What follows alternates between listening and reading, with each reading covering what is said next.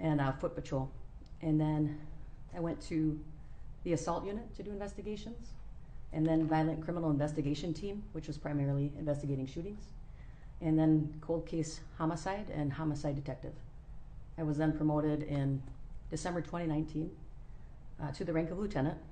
And I should say during that time, I led the SWAT crisis negotiator team for 5 out of the 7 years.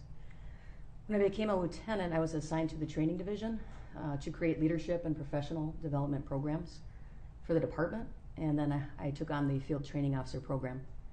I was promoted to commander of training in April 14th, 2019, where I oversaw the Police Athletic League, Police Explorers, Community Service Officers, the Academy, police academies, the in-service training, overseeing the subject matter experts, the medical support team, range patrol operations, the crisis intervention team, and the use of force team, as well as recruitment, hiring background, the 911 call center, court liaison, and adult and vulnerable homeless population.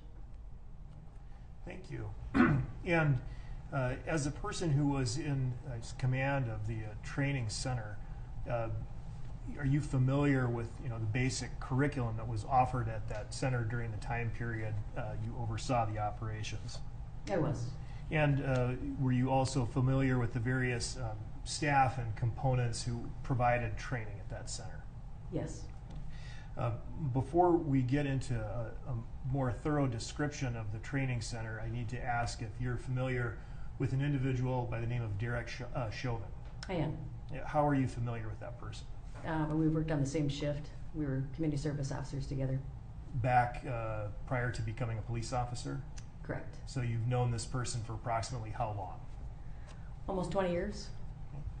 Do you recognize Derek Chauvin in the courtroom today?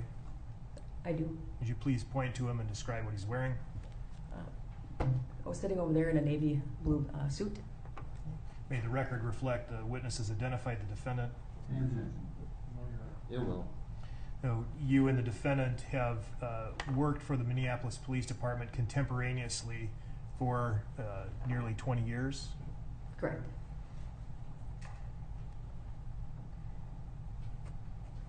When you came into the police department, did you go through academy training?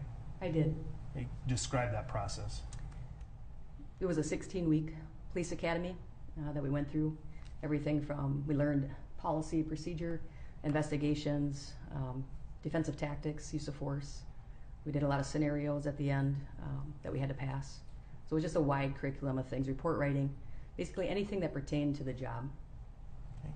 And after completing the classroom and practical portion of the academy, when you took it, what was the next step? Sorry? What was the next step after completing the practical exercises at the academy and the classroom training? Oh, so it's a field training program. It's approximately 5 to 6 months long that you would ride with a field training officer. And then after you completed that, you were able to get your first assignment. Correct.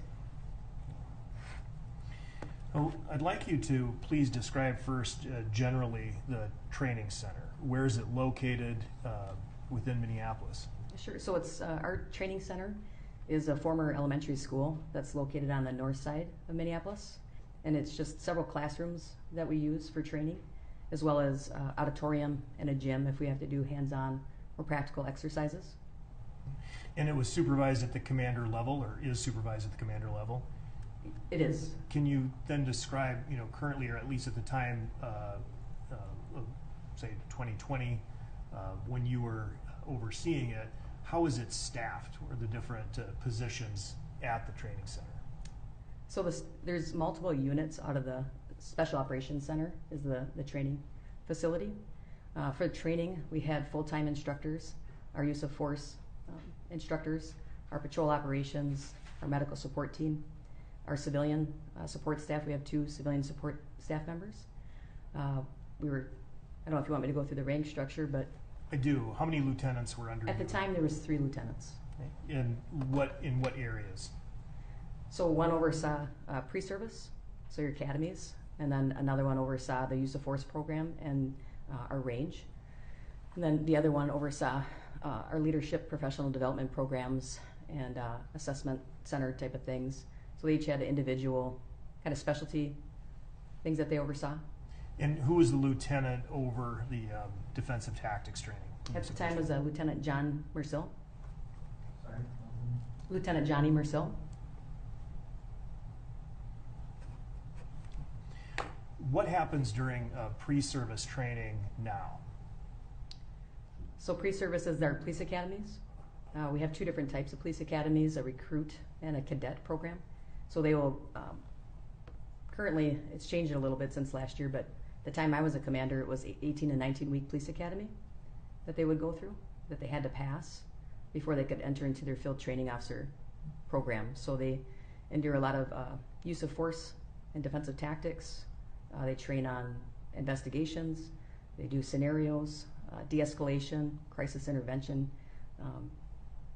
medical, and heavy emphasis on the policy manual and patrol operations. And the training that's provided, say, for example, with defensive tactics, is that different in pre-service than the training that's provided during in-service training? It is not different. It's just longer. They get more of it in the academy. If you, one moment, Your Honor, if I may.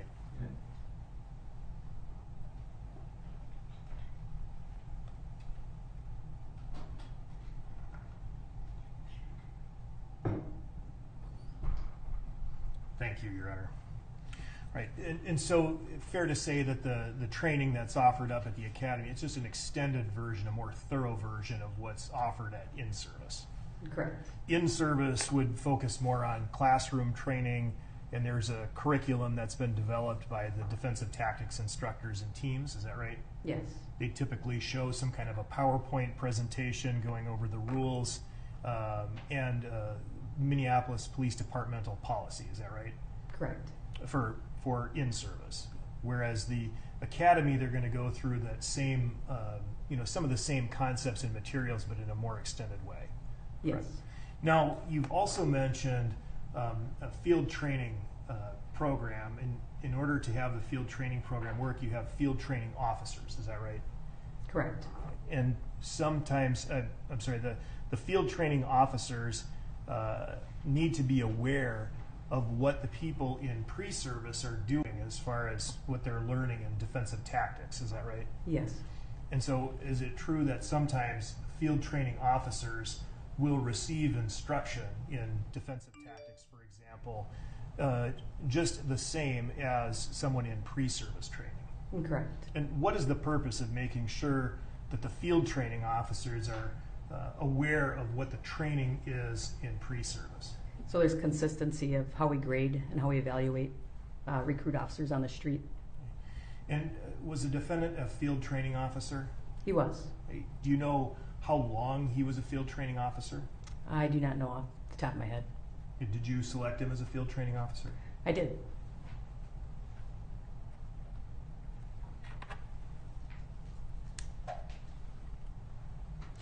Now, you've mentioned a variety of different courses that are taken and training that's provided at the Workforce Center.